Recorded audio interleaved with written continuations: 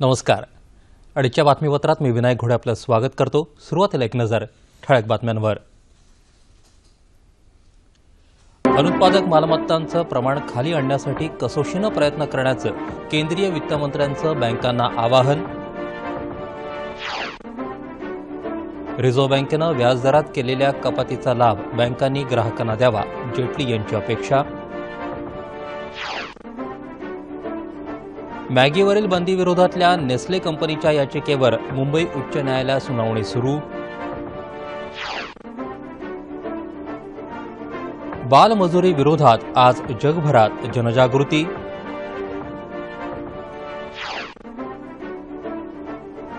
बांगलादेश विरुद्धच्या क्रिकेट कसोटीत भारत सुस्थितीत. मुरली विजयचं शतक, रहाणेचं मात्र शतक हुकलं. आणि मुंबईसह कोकण आणि पश्चिम महाराष्ट्रात मोसमी पाऊस दाखल. नमस्कार. आता बातम्या विस्तारानं पाहूयात. सार्वजनिक क्षेत्रातल्या बँकांची वाढत चाललेली बुडीत कर्ज आणि अनुत्पादक मालमत्ता या पार्श्वभूमीवर केंद्रीय वित्तमंत्री अरुण जेटली यांनी आज नवी दिल्लीत बँक प्रमुखांची बैठक घेतली. या बैठकीत बँकांच्या आर्थिक स्थितीचा आढावा घेण्यात आला. देशाची अर्थव्यवस्था सुधारत असून ती आणखी बळकट करण्यासाठी प्रयत्न सुरू असल्याचं त्यांनी बैठकीनंतर पत्रकारांशी बोलताना स्पष्ट केलं. बँकांच्या अनुत्पादित मालमत्तेचं प्रमाण 5.2% वरून 5.1% खाली आलं असलं तरी ते आणखी बरंच खाली आणण्यासाठी कसोशीनं प्रयत्न करण्याची सूचना त्यांनी बँकांना दिली. रिझर्व्ह बँकेनं व्याजदरात केलेल्या कपातीचा फायदा बँकांनी ग्राहकांना द्यावा अशी अपेक्षा जेटली यांनी व्यक्त केली. पायाभूत क्षेत्र आणि कृषी क्षेत्रातली गुंतवणूक वाढवण्यावर सरकारचा भर राहील असंही त्यांनी यावेळी स्पष्ट केलं. लघुउद्योग आणि सूक्ष्म उद्योगांना पतपुरवठा करण्यासाठी प्रस्तावित मुद्रा बँकेच्या कार्यान्वयनाच्या संदर्भातही बैठकीत चर्चा झाल्याचं ते म्हणाले. या बैठकीत जेटली यांनी केंद्राच्या प्रधानमंत्री जीवन ज्योती विमा योजना, अटल पेन्शन योजना आणि प्रधानमंत्री सुरक्षा विमा योजना या महत्वाकांक्षी सामाजिक सुरक्षा योजनांचाही आढावा घेतला. बैठकीपूर्वी जेटली यांनी रिझर्व्ह बँकेचे गव्हर्नर रघुराम राजन यांची भेट घेतली. भारतीय लष्करानं मणिपूरमध्ये दाखवलेल्या उल्लेखनीय कामगिरीबाबत भारतीय लष्कराचं संरक्षण मंत्री मनोहर पर्रिकर यांनी अभिनंदन केलं आहे. लष्कराच्या या कामगिरीमुळे साऱ्या जगाचा भारताकडे पाहण्याचा दृष्टिकोन बदलल्याचं पर्रिकर यांनी म्हटलंय. या कारवाईमुळे लष्कराचंही मनोबल उंचावल्याची प्रतिक्रिया मनोहर पर्रिकर यांनी दिली. नवी दिल्लीत पूर्वोत्तर राज्यांच्या सुरक्षेसंदर्भात काल एक उच्चस्तरीय बैठक झाली. त्याचा हा वृत्तांत पाहूयात.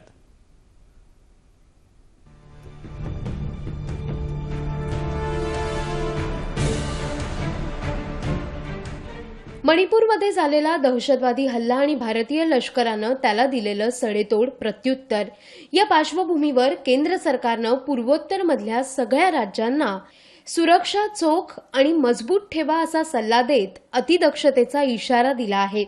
नवी दिल्लीत केंद्रीय गृहमंत्री राजनाथ सिंग यांच्या अध्यक्षतेखाली झालेल्या उच्चस्तरीय बैठकीनंतर हा इशारा देण्यात आला आहे.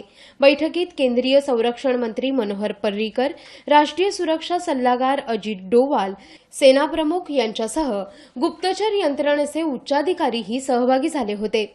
बैठकीत ईशान्येकडच्या राज्यांमधल्या सुरक्षेबाबत सविस्तर चर्चा करण्यात आली. दरम्यान पंतप्रधान कार्यालयातले राज्यमंत्री आणि पूर्वोत्तर विभागाचे मंत्री डॉक्टर जितेंद्र सिंग हे मणिपूरची राजधानी इम्फाळ इथं दाखल झाले आहेत. पंतप्रधान नरेंद्र मोदी यांनी जितेंद्र सिंग यांना मणिपूरमध्ये जाऊन परिस्थितीचा आढावा घेण्यास सांगितलं होतं. पूर्वोत्तर राज्यांचा विकास होणं ही सरकारची प्राथमिकता आहे आणि यात बाधा आणणाऱ्यांना सडेतोड उत्तर दिलं जाईल असा इशारा पंतप्रधानांनी दिला आहे.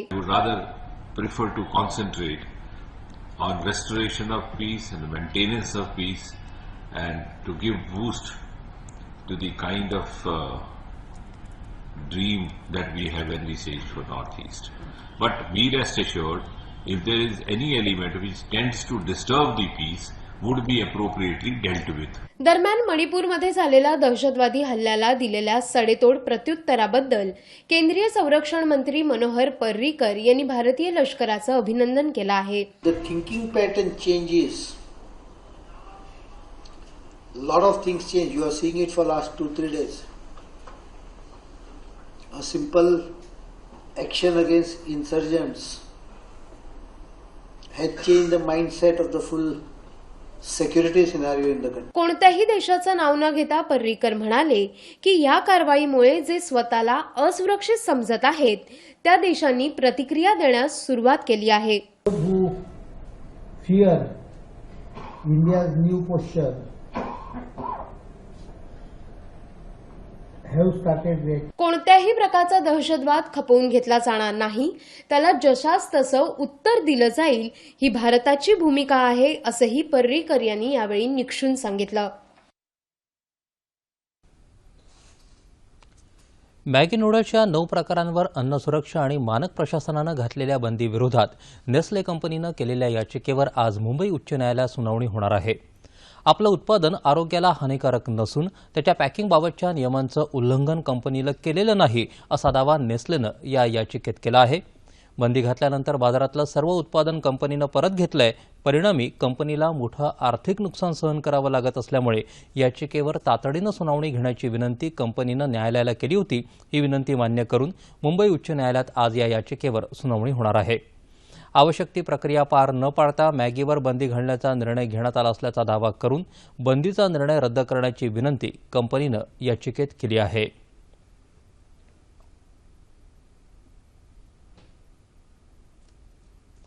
अखिल भारतीय वैद्यकीय प्रवेशपूर्व परीक्षा पुन्हा घेण्यात यावी या मागणीसाठी दाखल झालेल्या याचिकांवरचा निर्णय सर्वोच्च न्यायालयानं आज राखून ठेवला. या संदर्भात लवकरच आम्ही निर्णय देऊ असं सांगून तोपर्यंत म्हणजेच 8 जूनपर्यंत वैद्यकीय प्रवेशपूर्व परीक्षेचे निकाल जाहीर करू नयेत असं न्यायालयानं सीबीएसईला सांगितलं आहे. त्यामुळे एमबीबीएस अभ्यासक्रमासाठी प्रवेश घेऊ इच्छिणाऱ्या 6 लाखाहून अधिक विद्यार्थ्यांचं भवितव्य अधांतरी राहिलं आहे. सीबीएसईतर्फे 3 मे रोजी अखिल भारतीय वैद्यकीय प्रवेशपूर्व परीक्षा 2015 घेण्यात आली होती. या परीक्षेत गैरप्रकार झाल्याच्या आरोपावरून ही परीक्षा पुन्हा घेण्यात यावी अशी मागणी करणाऱ्या याचिका सर्वोच्च न्यायालयात दाखल झाल्या आहेत. गैरप्रकाराच्या माध्यमातून केवळ 44 विद्यार्थ्यांना लाभ झाल्याचं आढळलं असून त्यासाठी 6 लाखांहून अधिक विद्यार्थ्यांना पुन्हा परीक्षा द्यायला लागू नये असं सीबीएसईतर्फे न्यायालयात सांगण्यात आलंय. मात्र एकाही विद्यार्थ्याला जरी अवैध मार्गानं लाभ झाला असला तरी परीक्षेवर प्रश्नचिन्ह उपस्थित होत असल्याचं न्यायालयानं सुनावणी दरम्यान म्हटलं आहे. सर्वोच्च न्यायालयानं या प्रकरणी हरियाणा पोलिसांना नव्यानं अहवाल दाखल करायला सांगितलं आहे. पुणे जिल्ह्यातल्या वाल्हे गावातील स्थानिकांनी पुढाकार घेत जलयुक्त शिवार अभियान यशस्वी केलं. पाण्याच्या बाबतीत स्वयंपूर्णता मिळवत आर्थिक परिवर्तन घडवलं. हा उपक्रम पथदर्शी आहे अशा शब्दात मुख्यमंत्री देवेंद्र फडणवीस यांनी या उपक्रमाचं कौतुक केलं. पुरंदर तालुक्यातील हरणी पाणलोट क्षेत्र विकास कार्यक्रमांतर्गत झालेल्या विविध कामांची त्यांनी पाहणी केली. त्यानंतर गावकऱ्यांशी त्यांनी संवाद साधला. त्यावेळी ते बोलत होते. जलयुक्त शिवार योजना आता सरकारची राहिली नसून ती लोकांची झाली आहे असं मुख्यमंत्री म्हणाले. वाल्हे परिसरातल्या जलयुक्त शिवाराच्या विविध योजनांमुळे परिसरात विकेंद्रित पाणीसाठे तयार होतील. विहिरीच्या पाणी पातळीत वाढ होईल. भूजल पातळी वाढेल. परिणामी शेतकऱ्यांचं उत्पादन वाढून त्यांचं जीवनमान उंचावेल असा विश्वासही फडणवीस यांनी व्यक्त केला. जलयुक्त शिवार अभियानाची पुणे जिल्ह्यातली कामं पुढल्या वर्षी मार्चपर्यंत पूर्ण करा. पुढल्या वर्षी जिल्ह्याला एकही टँकर देण्याची गरज भासू नये. पुणे जिल्हा टँकरमुक्त करा अशा सूचना मुख्यमंत्र्यांनी जलयुक्त शिवार अभियानाच्या आढावा बैठकीत दिल्या. मार्च 2015 मधल्या माध्यमिक शालांत परीक्षेत अनुत्तीर्ण झालेल्या विद्यार्थ्यांचं 1 वर्ष वाया जाऊ नये म्हणून जुलैच्या दुसऱ्या आठवड्यात फेरपरीक्षा घेण्यात येणार असून 20 ऑगस्ट दरम्यान निकाल जाहीर करण्यात येतील अशी माहिती शिक्षण मंत्री विनोद तावडे यांनी दिली. ते काल मुंबईत पत्रकार परिषदेत बोलत होते. फेरपरीक्षेत उत्तीर्ण झालेल्या विद्यार्थ्यांचा पुढील शैक्षणिक अभ्यासक्रम 1 सप्टेंबरपासून सुरू होईल असंही तावडे म्हणाले.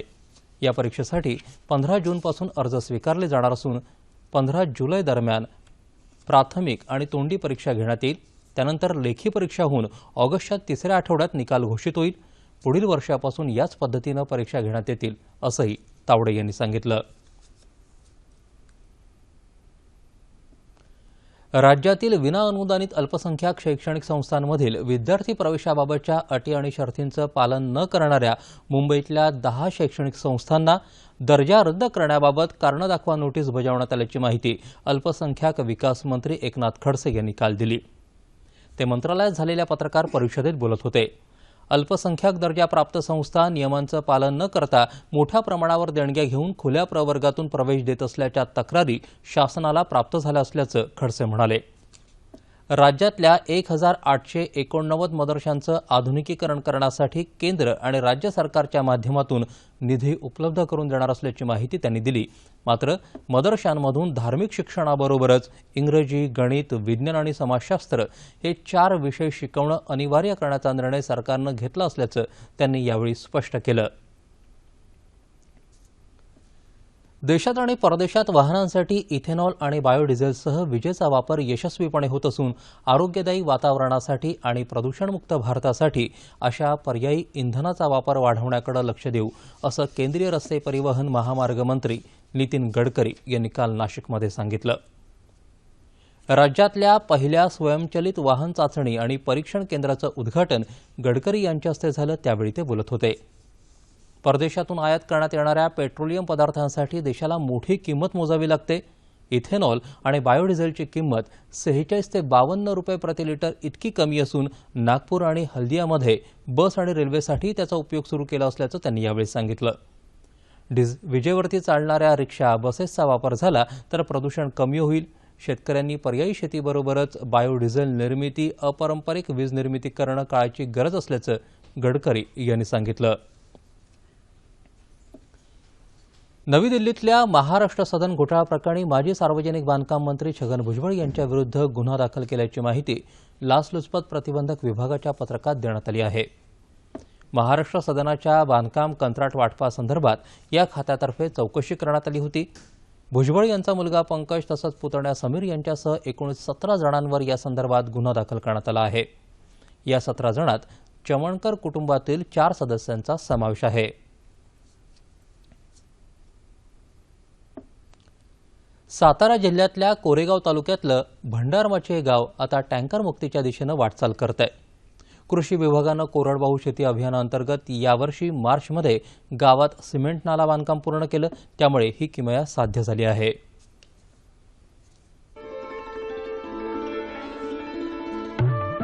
पाणी टंचाईच्या काळात टँकरनं पाणी पुरवठा होणाऱ्या भंडारमाची गावात 2014-15 मध्ये 3 सिमेंट नालाबांध, 24 शेततळ्यांचं खोदकाम, इलेक्ट्रिक मोटर पंप संच आणि पाईप पुरवठा, शेतीशाळा अशी कामं करण्यात आली. नालाबांधमुळे 10.75 TCM पाणीसाठा होण्याचा अंदाज असून 9 विहिरी आणि 10.30 हेक्टर क्षेत्राला त्याचा फायदा होणार आहे. इथे जे काही पाणी साठणार आहे ते ग्रॅव्हिटीने पाणी खाली येणार आहे. पाईपचा पुरवठा केलेला आहे. आपण कोरडवाहू शेती अभियान या योजनेअंतर्गत हे गाव होतं, तर त्यात पाईपचा पुरवठा केलेला आहे. त्या पाईपचा वापर करून शेतकरी उद्या फिल्मिंग करणार आहेत तिथे, आणि ते फिल्मिंग म्हणजे आच्छादन करणार आहेत प्लास्टिकचं. त्या आच्छादनामुळे ते पाणी ग्रॅव्हिटीने खाली आणता येईल आणि या शेतीचा पूर्ण पाण्याचा वापर करता येईल. एकंदरीतच जलसंधारणाचा खरेखूर जो खराखुरा परिणाम जो आहे तो या गावात बघायला मिळतात. गावातल्या लोकांचा देखील यात खूप चांगला सहभाग आहे. नालाबांधमुळे मे महिन्यात झालेल्या पावसाचं पाणी योग्य रीतीनं साठलं आणि त्यामुळे मे महिन्यात पहिल्यांदाच नळाला मनसोक्त पाणी आल्यानं ग्रामस्थ आनंदाले. पूर्वी पहिलं पाणी 1 तासभर बी चालत नव्हतं चैत्रापासून पुढे. आता 2-3 तास पाणी चालते. माझ्या विहिरीला पाणी या बंधाऱ्यामुळे चांगला फायदा झालाय. कृषी विभागानं चांगला माझा फायदा करून दिलाय. मे महिन्यात आम्हाला कधी पाणीच नाही मिळालं आणि ह्या वर्षी बंधारे वगैरे तुम्ही धरले त्याच्यामुळे पाणी ह्या वर्षी पुरलं आम्हाला, म्हणजे भरपूरच मिळालं. पावसाच्या पाण्याच्या अशा योग्य नियोजनाचं अन्य गावांमध्येही आदर्श अनुकरण झालं तर पूर्ण महाराष्ट्र टँकर मुक्तीसोबतच दुष्काळ मुक्तच व्हायला कितीसा वेळ लागेल? देशातल्या सर्व नागरिकांना भेसळमुक्त अन्न मिळावं यासाठी 1954च्या अन्न भेसळ प्रतिबंधक कायद्यात सुधारणा करण्यात येईल असं केंद्रीय अन्न आणि ग्राहक व्यवहार मंत्री रामविलास पासवान यांनी काल पाटणा इथं स्पष्ट केलं. पाकिटबंद वस्तू विकत घेऊन वापरण्याकडे लोकांचा कल वाढला असून या पाकिटांमधून मिळणारं अन्न स्वच्छ, शुद्ध आणि प्रमाणबद्ध असावं यासाठी कायद्यात आवश्यक ते बदल करण्यात येतील असंही पासवान यांनी म्हटलं आहे. नवी दिल्लीतल्या सीबीडी बेलापूर परिसरात उच्च दाबाच्या विद्युत वाहिन्यांखालच्या पडीक जागेमध्ये तिथल्या नागरिकांनी हिरवाई फुलवण्याचा संकल्प केला. आजही ही हिरवाई फुलपाखरं, पक्षी आणि परिसरातल्या नागरिकांना आकर्षित करत आहे. नवी मुंबईतल्या सीबीडी बेलापूर इथल्या परिसरातल्या ज्येष्ठ नागरिकांनी एकत्र येऊन स्वखर्चानं हरित विकासाचा उपक्रम राबवण्याचं काही वर्षांपूर्वी ठरवलं. त्यांच्यातला उत्साह आणि निसर्ग संवर्धनाचा ध्यास पाहून अनेक तरुण तरुणी, इतर परिसरातले ज्येष्ठ नागरिक तसंच शाळकरी मुलं त्यांच्या सोबत सामील झाली आणि आकाराला आली कॉन्क्रीटमधली हिरवाई. चवळी, दुधी, भेंडी, वांगी, गवार, कारले, भोपळा अशा भाज्या तसंच केळी, पपई, चिकू, सीताफळ, पेरू, आंबा अशा फळझाडांची लागवड त्या जागेवर केली गेली. फुलपाखरांच्या दुर्मिळ प्रजातींचं रक्षण करण्यासाठी बटरफ्लाय पार्क उभारलं गेलं. यामध्ये बॉटनिकल गार्डनच्या माध्यमातून अनेक दुर्मिळ जातीच्या फुलपाखरांचं संवर्धनही केलं जातं. विविध देशी विदेशी पक्षीही इथं दिसू लागलेत. असंख्य पक्ष्यांना या उपक्रमाच्या माध्यमातून आपलं हक्काचं घर मिळू लागलंय. पाण्याचं संवर्धन आणि वीज बचत यासारखे उपक्रमही इथं राबवले जातात. की सिडकोनी हायटेन्शन वायर खालच्या ज्या जागा आहेत तिकडे कुठल्याही प्रकारचं बांधकाम करता येत नाही, कुठल्याही प्रकारची वसाहत तिथे करता येत नाही. सो सिडकोचा असा काय म्हणायचं प्रपोजल होतं की हे त्यांनी प्लॉट्स तयार केले जे अशा संस्थांना जे नर्सरीज डेव्हलप करतील किंवा जिथे ग्रीन बेल्ट तयार करतील अशा प्रकारच्या संस्थांना त्यांनी लीजवर दिले. रेसिडेन्सी ॲग्रो सोसायटी या नावानं ओळखल्या जाणाऱ्या या ठिकाणी पर्यावरणपूरक उपक्रमही राबवले जातात. वसंत उत्सव, कचरा व्यवस्थापन कार्यशाळा असे उपक्रम राबवले जात आहेत. भाजी मंडईत जाऊन भाजी खरेदी करण्यापेक्षा शेतातल्या ताज्या ताज्या भाज्या इथं खरेदी करता येत असल्यानं नागरिकांनी या उपक्रमाला चांगला प्रतिसाद दिलाय. रोज संध्याकाळी इथं अल्प दरामध्ये ताज्या भाज्या विकल्या जातात. त्यातून मिळणाऱ्या पैशांमधूनच मग निसर्ग संवर्धनाचं इथलं काम केलं जातं. सिमेंटच्या जंगलात हिरवळीचे मळे फुलवणारा हा उपक्रम निसर्गाशी जवळीक साधण्याचा प्रामाणिक प्रयत्न म्हणून त्याचं कौतुक होत आहे. नवी मुंबईतल्या सीबीडी बेलापूर इथला हा स्तुत्य उपक्रम तुम्ही पाहिलात. संगीततज्ञ पंडित प्रभाकर धाकडे यांना काल नागपुरातल्या वसंतराव देशपांडे सभागृहात समताभूषण पुरस्कार प्रदान करण्यात आला. तसंच आकाशवाणीचे ए ग्रेड कलावंत म्हणूनही त्यांना गौरवण्यात आलं. पुण्याच्या डॉक्टर बाबासाहेब आंबेडकर संशोधन आणि प्रशिक्षण संस्थेच्या वतीनं त्यांचा सत्कार करण्यात आला. आजच्या तरुणाईला पाश्चात्य संगीताचं वेड लागलं असून भारतीय संगीताकडे त्यांचा ओढा कमी झालाय. मात्र हे थोड्या काळासाठी असून लवकरच तरुण वर्ग भारतीय संगीताकडे वळेल असा विश्वास धाकडे यांनी यावेळी व्यक्त केला. यावेळी धाकडे यांनी व्हायोलिन वादनानं उपस्थितांना मंत्रमुग्ध केलं.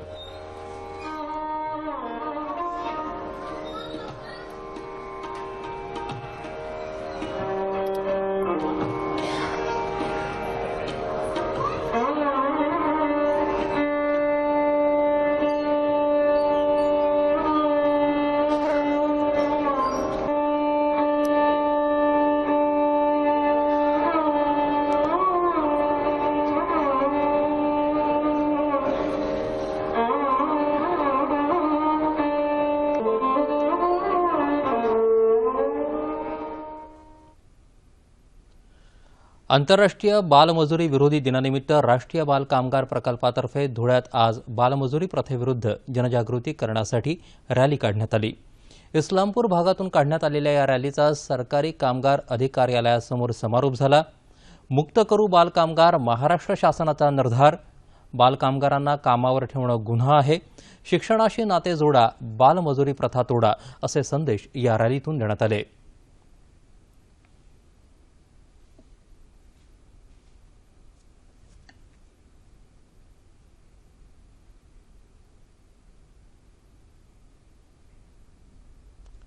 आज जागतिक बालमजुरी विरोधी दिन.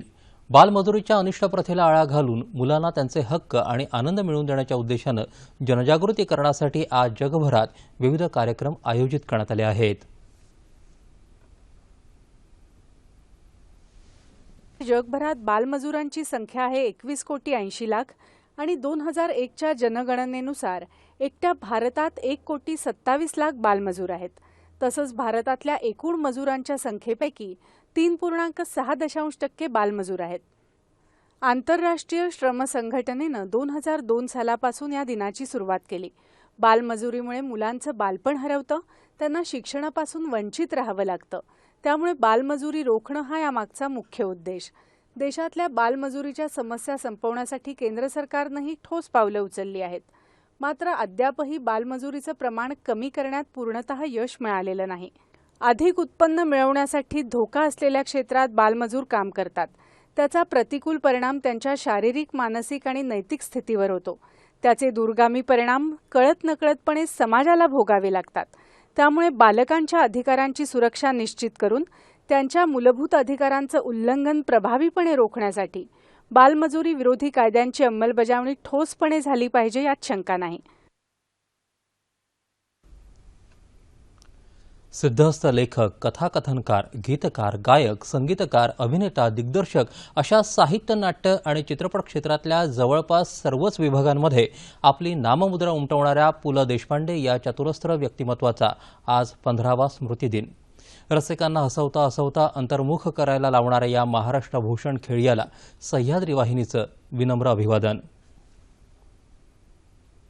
लेखक, नाटककार, संगीतकार, उत्कृष्ट अभिनेता, चित्रपट, दूरदर्शन निर्माता अशी कलेच्या प्रांतात चौफेर मुसाफिरी करत आपला वेगळाच ठसा उमटवणारे पुरुषोत्तम लक्ष्मण अर्थात पु ल देशपांडे.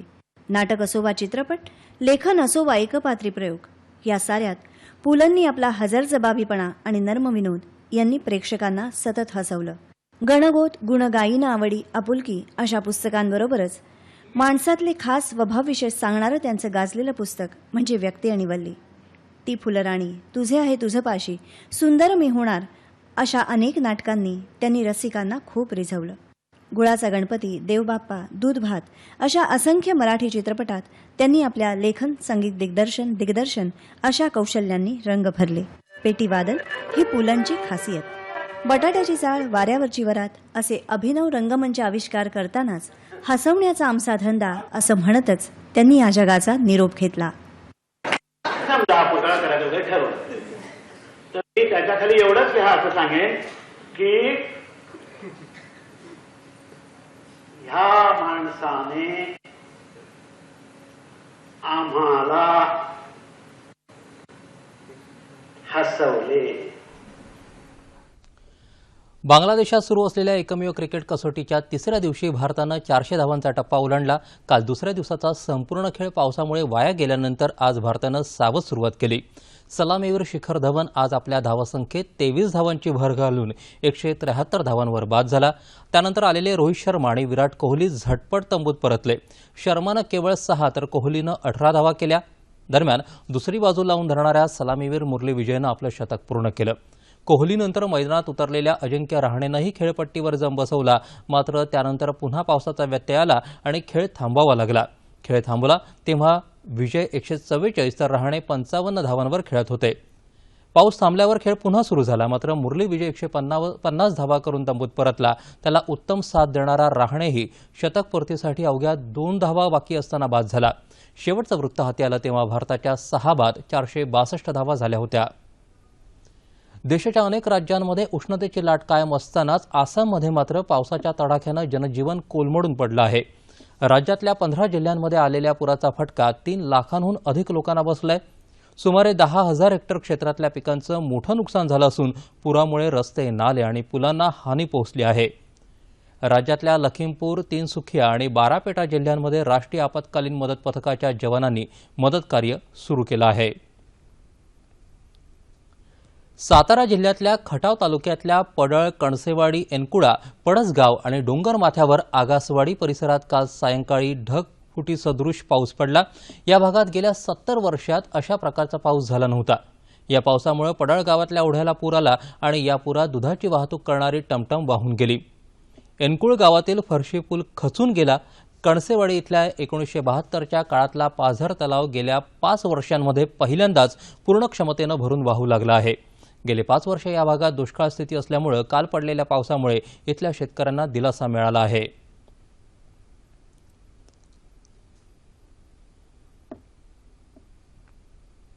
आता सध्या शेतकऱ्यांना वगैरे दिलासा मिळालेला आहे आणि ह्या पावसामुळे मशागतीला चांगलं हे झालं. पण अजूनही पावसाची गरज आहे कारण काय गेले 5 वर्षे पाऊस नसल्यामुळे हे सगळं पाणी जिरून जात आहे. पाणी म्हणजे भरपूर साठा अजून पुरेसा नाही झालेला कारण ती पाणी वसरून जाते किंवा जिरून जाते जमिनीमध्ये. त्यामुळे अजून पावसाची आम्हाला गरज आहे. राज्यात मुंबई, ठाणे, डहाणू या उत्तर कोकण भागात तसंच पुणे आणि कोल्हापूरमध्ये मान्सून दाखल झाल्याचं मुंबई प्रादेशिक हवामानशास्त्र विभागाचे उपमहासंचालक कृष्णानंद होसाळीकर यांनी दूरदर्शनला सांगितलं. मुंबई आणि परिसरात रात्री आणि आज सकाळी जोरदार पाऊस झाला. चंद्रपूर जिल्ह्यातल्या कोपर्णा तालुक्यातल्या वडगाव चिंचोली इथं काल संध्याकाळी हलका पाऊस पडत असताना वीज कोसळून 6 शेतमजुरांचा मृत्यू झाला. ही दुर्घटना घडली त्यावेळी 10 जण शेतात काम करत होते. 4 जखमींमध्ये 3 महिला आणि 1 पुरुषाचा समावेश असून जखमींना गडचांदूर इथल्या ग्रामीण रुग्णालयात दाखल करण्यात आलं. चंद्रपूर शहरात आज पहाटे हलक्या स्वरूपाचा पाऊस झाला असून उर्वरित जिल्ह्यात ढगाळ वातावरण आहे. नागपूर आणि सिंधुदुर्ग जिल्ह्यात काल सायंकाळी पावसाच्या सरी कोसळल्या. रायगड जिल्ह्यातल्या कर्जत, उरण, महाड, पोलादपूर, श्रीवर्धनमध्ये मुसळधार पाऊस झाला. रत्नागिरी तसंच सातारा जिल्ह्यातही काल अनेक ठिकाणी मुसळधार पाऊस झाला. महाबळेश्वर परिसरात आज सकाळपासून पावसाची रिमझिम सुरू आहे. सातारा, यवतमाळ, गडचिरोली, सिंधुदुर्ग, पुणे इथं ढगाळ वातावरण आहे. मराठवाड्यातही काल रात्री विजेच्या कडकडाटासह काही जिल्ह्यात पाऊस झाला. औरंगाबाद शहरात रात्री जोरदार पाऊस होता. जिल्ह्यातील नाचनवेल परिसरात मोठा पाऊस झाला. त्यामुळे अंजना नदीला पूर येऊन ती दुथडी भरून वाहत आहे. उस्मानाबाद जिल्ह्यातल्या कळंब इथं काल पावसाच्या हलक्या सरी कोसळल्या. हिंगोली जिल्ह्यातही काल आणि परवा मोठा पाऊस झाला. या पावसामुळे कयाधू नदी दुथडी भरून वाहू लागली आहे. जालन्यात गेल्या 2 दिवसात झालेल्या पावसामुळे शहराला पाणीपुरवठा करणाऱ्या घाणेवाडी जलाशयाची पाणी पातळी 1.5 फुटानं वाढली आहे. नैऋत्य मोसमी पावसानं आता कर्नाटकचा बहुतांश भाग, तामिळनाडूचा उर्वरित भाग, दक्षिण आंध्र प्रदेशचा काही भाग आणि ईशान्य भारताचा संपूर्ण भाग व्यापला आहे. येत्या 36 तासात राज्यात बऱ्याच ठिकाणी पाऊस पडण्याची शक्यता हवामान खात्यानं वर्तवली आहे. आता पाहूया ठळक बातम्या पुन्हा एकदा. अनुत्पादक मालमत्तांचं प्रमाण खाली आणण्यासाठी कसोशीनं प्रयत्न करण्याचं केंद्रीय वित्तमंत्र्यांचं बँकांना आवाहन. रिझर्व्ह बँकेनं व्याजदरात केलेल्या कपातीचा लाभ बँकांनी ग्राहकांना द्यावा, जेटली यांची अपेक्षा. मॅगीवरील बंदी विरोधातल्या नेस्ले कंपनीच्या याचिकेवर मुंबई उच्च न्यायालयात सुनावणी सुरू. बालमजुरी विरोधात आज जगभरात जनजागृती. बांगलादेश विरुद्धच्या क्रिकेट कसोटीत भारत सुस्थितीत. मुरली विजयचंही शतक, रहाणेचं शतक मात्र हुकलं. आणि मुंबईसह कोकण आणि पश्चिम महाराष्ट्रात मोसमी पाऊस दाखल. याबरोबरच हे बातमीपत्र संपलं. पुन्हा भेटूया संध्याकाळी 5 वाजता आपल्या सह्याद्री वाहिनीवर. नमस्कार.